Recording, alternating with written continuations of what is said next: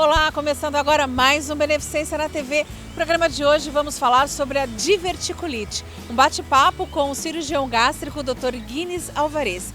E ainda, você sabe o que é medicina nuclear? É uma especialidade da medicina. E no programa de hoje você vai conhecer um pouquinho sobre essa especialidade médica que tem aqui na Beneficência Portuguesa. Então, olha, não saia daí, no ar, Beneficência na TV.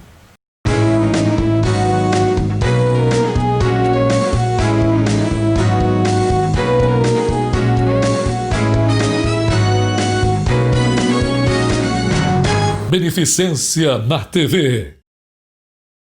Você já ouviu falar em doença diverticular? Sobre esse assunto eu vou conversar com ele, que é cirurgião do aparelho digestivo, Dr. Guinis Alvarez. Tudo bom, doutor? Tudo bem. O que vem a ser doença diverticular? Então, os divertículos são pequenos saquinhos que aparecem na parede do intestino grosso. Com o tempo, essa parede fraqueja, laceia e forma pequenos sacos. E isso a gente chama de divertículo. E isso pode ocasionar ou não doença. Então tem graus. Se a gente faz uma colonoscopia, por exemplo, e encontra divertículos, não há queixa nenhuma, a gente costuma dizer que o paciente tem diverticulose. Algumas pessoas têm divertículos e tem uma dor frustra, baixa na pelve, do lado esquerdo, mais frequente. Elas tomam um analgésico, um antiespasmódico e isso melhora. Se o intestino melhorar, essa dor desaparece, vem de vez em quando. A gente costuma dizer que isso é doença diverticular. Algumas pessoas vão ter uma dor forte, importante, baixa na pelve do lado esquerdo, mais importante, com febre, com sintomas de irritação do abdômen, eles têm diverticulite. Então, são nuances da mesma doença. No caso dessas primeiras que o senhor falou, toma um remédio, melhora, não tem febre, não tem nada. É possível viver normal, uma vida normal, não precisar procurar um médico e nem saber às vezes se tem. Exatamente. A maior parte das pessoas nem sabe que tem. Vai fazer uma colonoscopia por qualquer outro motivo, até para evitar profilaxia do câncer coloretal e vai e descobre que tem divertículos. Não, doutor, mas eu tenho um intestino muito bom, funciona bem, ótimo. Não tem queixa nenhuma.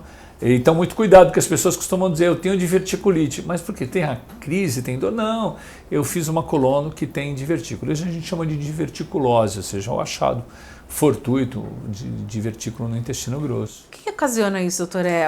Os hábitos alimentares é o principal? A gente acredita que os hábitos alimentares têm alguma relação.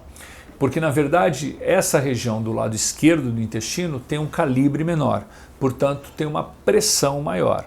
Pessoas que têm intestino mais preso, elas tendem a ter maior pressão e tendem a criar mais divertículos. Então, a gente sempre, quando o paciente vem nos procurar com doença diverticular, a gente sugere diminuir a pressão. Como fazer isso? Tendo uma evacuação melhor, entrando com fibra vegetal, com uma quantidade de líquido importante para que ele tenha diminuição da pressão e, portanto, não piore os seus divertículos, não aumente a pressão dos seus divertículos. Agora, nesse terceiro, quando o senhor fala que já tem uma dor abdominal, febre, aí a coisa já é mais séria. E no caso disso, qual seria o tratamento? Há necessidade, às vezes, de uma cirurgia? Às vezes há necessidade, sim. Existem formas muito graves de diverticulite aguda. Algumas que vão requerer cirurgia imediata, com a saída de fezes para dentro da cavidade abdominal, fezes e gases. Ela pode entrar, as fezes? Pode perfurar, o divertículo perfura para dentro da cavidade e, na verdade, toda diverticulite é uma perfuração. Quando ela é uma pequena perfuração, ela normalmente é tamponada por alguma víscera que está perto e, às vezes, ela passa... É fácil de controlar. Em alguma situação, quando a perfuração é maior, o calibre da perfuração é maior, essas fezes caem dentro da cavidade. E aí a coisa é muito grave, porque fezes dentro da cavidade são quadros que podem ser até mortais. Então, aí a necessidade de uma cirurgia de urgência para resolver. Como é que a gente sabe disso? Esse doente, quando ele vem para o nosso consultório, que ele tem dor abdominal, ele está numa situação de urgência, ele vai para o hospital e ele passa por uma tomografia. A tomografia é o exame de imagem mais importante na diverticulite aguda. A tomografia vai me dizer se está perfurado, se tem pus na cavidade, se tem alguma coisa, se a cavidade abdominal está tomada por algum tipo de secreção, e a gente vai poder dizer se esse paciente vai direto para uma cirurgia, claro, associado com a clínica que o doente tem, ou se ele pode ser internado, tratado com medicação, com antibióticos, por exemplo. No caso de uma cirurgia, como é que é feita a cirurgia, doutora? Então, nesse caso a gente tem, por exemplo, na emergência a gente tem a cirurgia que é quase sempre laparotômica. A gente abre a barriga e ataca o foco da diverticulite. É possível fazer isso por laparoscopia também. No caso das imagens, a gente está falando de uma cirurgia eletiva. É um paciente que já teve uma perfuração, há um mês e meio atrás. Nós tratamos conservadoramente, mas ele vinha com queixa de dor ao longo do tempo, já não era só a primeira, era só a quarta crise e persistiu ainda com incômodo, com dor no pós-operatório, no período pós-crise. E aí nós indicamos cirurgia para ele. Hoje a gente opera muito menos diverticulite que operava no passado. Então esse é um caso de uma cirurgia eletiva, ou seja, nós conseguimos controlar a infecção e operamos depois. Em algumas situações nós não temos tanta sorte. Essas que têm fezes na cavidade, ou seja, o que tem pus na cavidade, normalmente vão para uma cirurgia de emergência. E aí a gente consegue fazer algumas situações por via laparoscópica, como é o caso dessa imagem, a cirurgia eletiva, ou em algumas situações a gente tem que fazer por laparotomia exploradora. Uma vez diagnosticado e pós-operatório, a pessoa precisa mudar a dieta dela? Ou ela, eu não vou mais poder comer isso, não posso comer aquilo, não, ela pode ter uma vida normal? Pode ter uma vida normal. Na verdade, quanto mais fibra vegetal ela puder consumir, melhor vai ser a sua evacuação e melhor vai ser a sua vida. É possível ter nova diverticulite? É possível, porque a cirurgia não retira todo o intestino grosso. Então, se o indivíduo continua com uma dieta que é pouco rica em fibra vegetal, pode ser que ele desenvolva novos divertículos e tenha uma crise, não naquele que foi operado, naquele segmento, mas em outro segmento que ficou.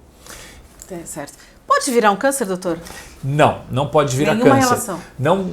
O problema é as pessoas acreditarem que elas têm uma coisa e elas terem outra. Ou seja, quando existe uma forma de diverticulite, às vezes a gente entra numa cirurgia de urgência e vê uma massa tumoral. Será que essa massa tumoral, pelo lado de fora, ela é divertículo ou é um tumor que perfurou?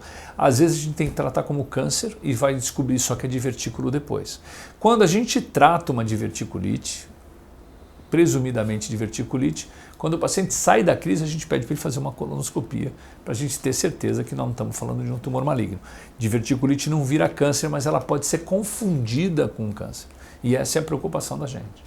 Quando se fala em fazer esse exame, ainda existe muito preconceito? As pessoas têm muito medo de fazer esse exame? A colonoscopia? Tem sim. Tem muita dificuldade, né? Veja só, não é um exame livre de problemas, de riscos. Os riscos eles são pequenos, mas eles existem. Mas, no entanto, é um exame fantástico, porque ele consegue fazer diagnóstico de praticamente tudo. Então, veja, é um exame que você faz hoje com uma sedação profunda. Sinceramente, você não lembra. O preparo é um pouco chato, porque afinal você tem que tomar um remédio para limpar o seu intestino. Mas durante o exame você dormiu, acordou, acabou. E mais, com o potencial que ele tem de curar, principalmente retirar pólipos, etc., fazer alguns tratamentos que no passado eram impensáveis, né? É possível prevenir isso tudo? É possível, é provável, no caso da doença diverticular há muita discussão, né? Mas é provável que a gente consiga diminuir as doenças do cólon reto tendo uma alimentação mais rica em fibra vegetal. O raciocínio é simples. Nós somos primatas. Nós temos um intestino desenhado de um primata. E nós temos um intestino longo, de 9 metros da boca até o ânus. Todo animal que tem um intestino desse tamanho, para que ter um intestino tão longo? É porque a natureza precisa retirar, faz muito esforço para retirar substâncias de um alimento que é vagabundo, do ponto de vista energético, que é a fibra vegetal. Então nós temos o intestino de um animal comedor de fibra, e o nosso problema é que a gente come cada vez menos fibra.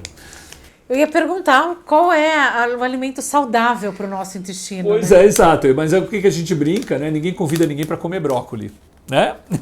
A nossa sociedade, ela brinca, a nossa sociedade, ela brinda, ela comemora sem fibra vegetal. Então eu costumo dizer, não tem ninguém que convide ninguém, vai na minha casa que eu vou te fazer um almeirão, né? As pessoas, verdade. a fibra, ela tem, a nossa sociedade trocou o que é benéfico por aquilo que é gostoso, e com certeza a fibra vegetal perde por uma série de alimentos nesse quesito. É bom dar um jeitinho de incluir, né? É bom mesmo. Mas dá para incluir, né, na alimentação, pelo menos um dia sim, um dia não, já seria o ideal? O ideal é que a gente consumisse fibra vegetal todo dia, em alguma parte na alimentação. Tem que lembrar que a fibra vegetal é a fruta, o cereal também, né? Ou seja, a gente pode começar consumindo fibra vegetal de manhã, cedo no café da manhã, que seria muito mais importante do que, por exemplo, comer um pão, né? Começar com uma fruta. Na doença diverticular, há uma antiga ideia de que não se deve comer sementes, e porque as pessoas acreditavam que as sementes entrariam dentro de um divertículo e provocariam uma perfuração. Hoje em dia isso não é mais verdade, a gente não conseguiu, não há evidência, hoje nós estamos na fase da medicina baseada em evidência, não há evidência que comer alimentos com semente piorem a diverticulite. O que a gente sabe é que quem consome mais fibra vegetal tem uma melhor evacuação e provavelmente vai ter menor crise, uma crise ou menos frequente de doença diverticular. E aí então algumas coisas que têm semente são muito boas, né? Então hoje a gente não proíbe mais o paciente de comer semente, ao contrário, quanto ele puder aumentar a fibra vegetal. Mas vamos lembrar, é possível tomar suco de fruta, é possível comer a fruta, é possível usar cereais de café da manhã, tudo isso é fibra vegetal. As saladas de forma geral. Então tem muita coisa hoje em dia que a gente pode usar para ajudar. Agora, quando o senhor fala de é possível, é permitido, mas a gente quer saber assim, se o paciente ele precisa de uma dieta específica a partir do momento que é feito o diagnóstico, além de tudo isso que o senhor já falou, de fibras, de fibra vegetal, mas e aí? O churrasquinho final de semana, final do ano está chegando. Então não sei se a gente vai conseguir ter os encontros, né, os amigos secretos, as confraternizações, mas final do ano está chegando. Churrasquinho, final de semana uma cerveja, um refrigerante, e aí um doce.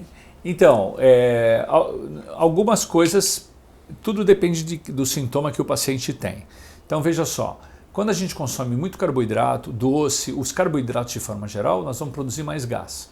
Alguns pacientes ficam incomodados. Isso não piora a doença diverticular, mas em alguns vão ficar incomodados com o gás.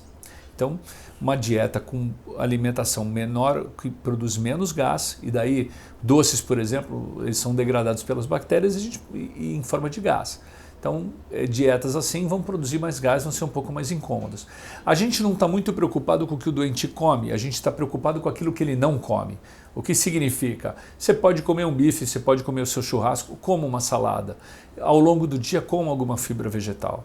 Ou seja, não está importando tanto comer o bife, mas está importando comer a salada, ou seja, tem uma boa evacuação. Pessoas que têm uma boa evacuação, uma evacuação diária, sem esforço, elas têm menos chance de ter uma crise de doença diverticular. E bastante água, né? Muita água, porque a água, como a gente já disse, né, a função do intestino é absorver água. Então, se a gente consome bastante água, as nossas fezes vão sair pastosas, a gente vai ter uma evacuação com mais facilidade. Tá certo. Doutor, obrigada pela sua participação mais uma vez. Eu vou para um rápido intervalo e daqui a pouquinho eu volto. Estamos apresentando Beneficência na TV. A Sociedade Portuguesa de Beneficência é referência no atendimento médico-hospitalar.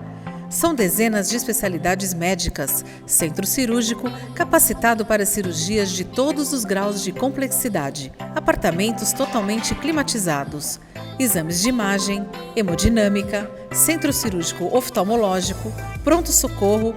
A humanização e a excelência no atendimento são as bases de atuação da Sociedade Portuguesa de Beneficência. Voltamos a apresentar Beneficência na TV. De volta com Beneficência na TV e a gente vai falar de uma especialidade médica pouco conhecida. Você já ouviu falar em medicina nuclear? Medicina nuclear é uma especialidade médica e tem aqui dentro da Beneficência Portuguesa. E eu converso com o Dr. Miguel, que vai explicar pra gente. Tudo bem, doutor? Tudo bom. Vamos lá, doutor. O que vem a ser a medicina nuclear? Bom, como você disse, é uma especialidade médica e ela trabalha principalmente com diagnóstico por imagem. A gente faz os exames que a gente chama de cintilografia. E cintilografias de tudo quanto é tipo de órgãos e sistemas. A gente também trabalha com alguns tratamentos, O mais novo que chegou é o Xofigo, que é o tratamento para câncer para metástase ósseas de câncer de próstata, que já são resistentes ao tratamento de castração hormonal. A gente faz também a terapia da tireoide, tanto para hipertireoidismo quanto para o câncer de tireoide, e também fazemos cirurgias radioguiadas, que é a marcação de uma lesão tumoral, às vezes não palpável. A gente marca com material radioativo e posteriormente a gente faz a detecção com equipamentos no centro cirúrgico. Entendi. O senhor falou, então são três áreas de atuação. Áreas de atuação diferentes. Então vamos por partes. O senhor falou dos exames de imagem, no caso a cintilografia, mas qual a diferença de uma cintilografia para um exame de imagem como uma tomografia, ressonância? A cintilografia ela se difere principalmente da fonte de radiação. Então essa é a principal diferença em relação à radiologia convencional, o raio-x e a tomografia. A gente já está acostumado já a fazer um raio-x, a gente para em frente a uma placa, o raio-x ele é enviado do aparelho para o paciente, ele atravessa o paciente e imprime o filme atrás dele. A tomografia nada mais é que um raio-x que gira em torno do paciente. Ou seja, é uma máquina de raio-x também, só que ela faz fotos ao redor do paciente. Então é a máquina que emite a radiação no paciente. Na medicina nuclear, ao contrário, a gente trabalha com material que chama radiofármaco. São materiais destinados ao estudo de algum órgão e que a gente injeta na veia do paciente. Ele tem que ser administrado por via endovenosa. Ele vai atuar de uma maneira fisiológica no organismo e vai carrear um material radioativo que vai emitir a radiação para o equipamento. Os nossos equipamentos não emitem radiação, nenhum deles. Eles são detectores. Essa que é a principal diferença. E a gente também não faz... hoje a gente tem a correlação com imagens anatômicas, que é as imagens híbridas, que mistura a medicina nuclear com a tomografia. Mas a função principal da cintilografia é a imagem molecular, a imagem fisiológica, o funcionamento dos órgãos. Ou seja, ele é bem mais preciso do que os outros exames? Não digo que ele é mais preciso, ele avalia outra parte do funcionamento do órgão. Ele é mais fisiológico. O outro é anatômico, a função principal é anatômica, mas o nosso tem um foco mais na fisiologia. Por exemplo, um problema cardíaco, uma pessoa que teve um infarto, a necessidade dela fazer uma cintilografia do coração. Como que é feito? O que ele vai mostrar exatamente? A cintilografia de perfusão do miocárdio, ele vai analisar como que o sangue está fluindo nas coronárias e nos vasos em geral, do ventrículo esquerdo do coração. Então aí que está a diferença para, por exemplo, a angiotomografia. O pessoal faz. O pessoal analisa a anatomia dos vasos coronarianos, dos vasos que irrigam o coração. A gente avalia a função. Então eles são exames complementares. Enquanto um está vendo se tem ou não obstrução de alguma artéria, o nosso vai avaliar se aquela obstrução está causando uma alteração hemodinâmica, ou seja, se está dificultando a passagem do sangue, porque nem todas as obstruções acontecem isso. Então a gente faz essa complementação funcional, o nosso é um estudo funcional nesse caso da circulação sanguínea no coração. Ele pode, por exemplo, com esse tipo de diagnóstico, ele acaba, por exemplo, substituindo um outro? Às vezes, não há necessidade de fazer um que pode fazer a cintilografia, que ele acaba substituindo um outro tipo de exame ou algum outro procedimento? Tem as indicações certas para cada exame, entendeu? O bom da cintilografia é que ela, por exemplo, se o paciente ele tem queixa, no caso do coração, se ele tem queixa de dor cardíaca, a gente pode fazer uma avaliação para ver se aquela é uma queixa realmente do coração ou se é de algum outro motivo. A gente vai ver se o sangue está circulando direitinho no músculo cardíaco. Se tiver tudo normal, na grande maioria das vezes, não é um caso cardiológico, às vezes é algum outro motivo, ou seja, já serve para descartar essa possibilidade. Ou um paciente que fez um teste ergométrico, o teste da esteira, que deu positivo, mas que nem sempre é um positivo verdadeiro, digamos assim, ou seja, ele deu uma alteração elétrica no coração que sugere que o paciente tem um risco de infartar, e muitas vezes a gente faz aqui o exame para tirar essa dúvida, se realmente é uma alteração só elétrica ou se realmente ele tem o que a gente chama de isquemia, né? Que outras partes do corpo a cintilografia pode estar auxiliando? Por exemplo, o crânio, a parte digestiva, também dá para auxiliar nesse exame? A gente consegue avaliar, por exemplo, você falou do crânio, né? A gente faz a cintilografia de perfusão cerebral. É um fármaco que vai analisar como que o sangue está chegando nas regiões do cérebro. É bom para avaliar, por exemplo, pacientes com doença vascular cerebral, que já teve algum AVC, para avaliar a extensão que teve esse AVC, uma avaliação mais tardia, é claro, principalmente demências. A gente avalia os tipos de demência que pode estar ocorrendo dependendo de acordo com a apresentação clínica do paciente. Aí o neurologista que solicita o exame analisa a nossa imagem, vê o quadro clínico e consegue já direcionar para qual diagnóstico que ele vai fechar, né? A grande maioria dos casos de demência, por exemplo, que a gente está falando da cabeça, né? A grande maioria dos casos é o Alzheimer, mas a doença de Alzheimer. Continuando na cabeça ainda, a gente também avalia como que está a região dos núcleos da base, que é uma região específica dentro do cérebro, que se houver degeneração dessa região, é muito indicativo que a pessoa com suspeita de doença de Parkinson, né, seja confirmada por esse exame. Entendeu? Então ele tem uma suspeita, ele não sabe se é um Parkinson ou se é um parkinsonismo. Tem medicações ou situações que causam os tremores.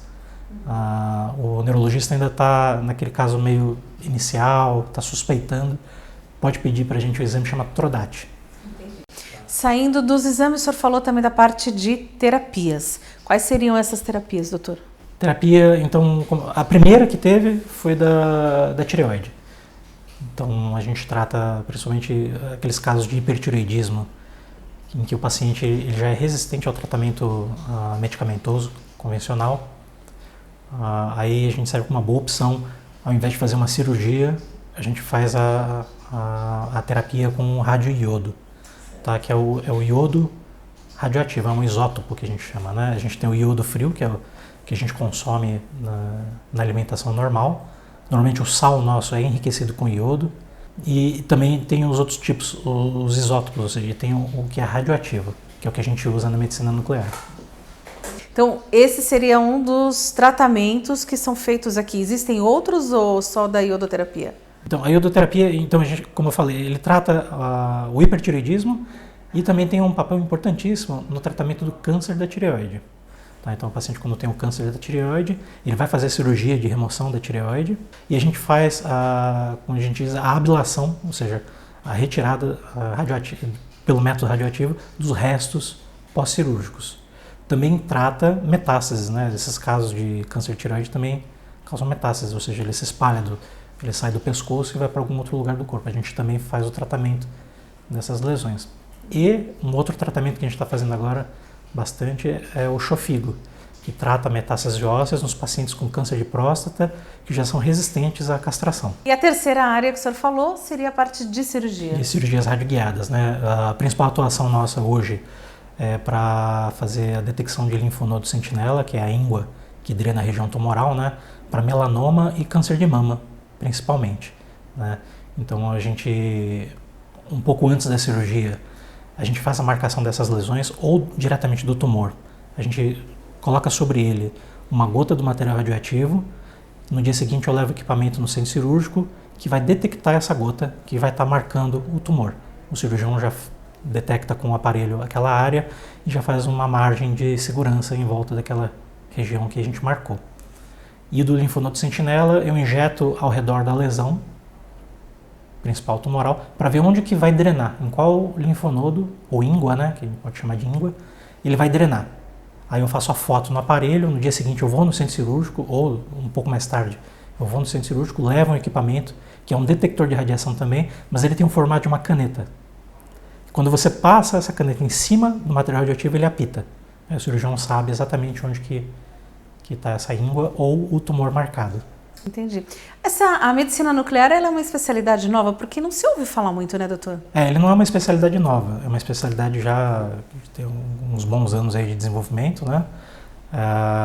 O grande problema é que a gente não está nas grades curriculares das faculdades, né? Então muitos dos colegas não sabem pedir às vezes, ou quando pede também às vezes não sabe interpretar muito bem o resultado, né? Por isso que aqui a gente sempre prefere ficar bem disposto ao colega para tirar as dúvidas, para poder discutir o caso clínico com eles, justamente porque a gente tem esse déficit na área de formação, não só de quantidade, mas também não tem muito serviço aqui no Brasil. Quando se fala em medicina nuclear, acredito que tenha passado na cabeça de muitas pessoas, mas deve ter alguma coisa a ver com astronauta, com foguete. Não tem nada a ver. E por que ele leva esse nome de medicina nuclear? É justamente porque a gente manipula fontes radioativas que estão expostas, né? Por exemplo, a gente tem um laboratório de manipulação desses materiais. A gente tem a nossa radiação está em forma líquida, né? Ela não é uma fonte de radiação igual, por exemplo, uma máquina de raio-x. A máquina de raio-x você sabe exatamente onde que vai ser gerada a radiação. E ela desligada não irradia ninguém, não gera radiação. É só a hora que você aperta o botão, o raio-x forma os feixes de radiação que vão incidir no paciente. Aqui não. Aqui o nosso está irradiando o tempo todo. Então a gente mexe com fontes radioativas expostas, né? Elas são manipuláveis. Esse é o principal motivo da gente se chamar nuclear, né? A gente lida diretamente com os isótopos radioativos, principalmente para o uso da área médica, né? Tanto os tratamentos como os exames, existe alguma contraindicação? Sempre tem, né? A contraindicação principal, normalmente, que é relativa, né? Não é nenhuma contraindicação absoluta, normalmente é a gravidez, né? Como o feto está em formação, ele é muito radiosensível. Isso até para radiologia, né? Tem que ter o custo-benefício de se fazer um exame. Então, vamos por uma gestante que tem um risco grande de ter algum problema por conta de algum tumor ou problema cardíaco, às vezes vale mais a pena ela fazer esse exame com doses controladas, né? Lógico, vão ser bem menores, né, do que a gente usa normalmente, para avaliar. Mas esse é o principal. Normalmente, contraindicações mesmo são poucas e normalmente não está associado à radiação em si, mas ao preparo ou o jeito que é feito o exame. Tá certo. Doutor, obrigada pela sua participação pela primeira vez aqui no Beneficência na TV, né? Nessa nossa nova casa aqui, nessa nova edição. E eu queria deixar o convite para a gente estar falando um pouco sobre o tratamento, sobre alguns outros exames e falar um pouquinho também sobre o tratamento de iodoterapia. Pode ser, doutor? Com certeza. Tá certo. Obrigada e até uma próxima oportunidade.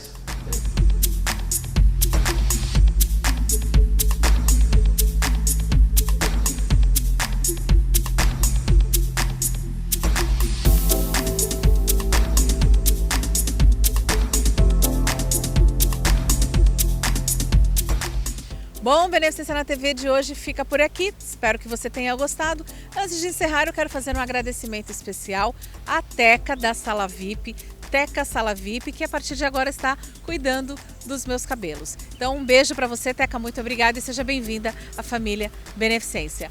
E você já sabe, quer rever o programa de hoje ou outras matérias, é só acessar as nossas redes sociais e lá você pode encontrar todos os programas Beneficência na TV. E na próxima semana eu volto com mais Beneficência na TV. Até lá!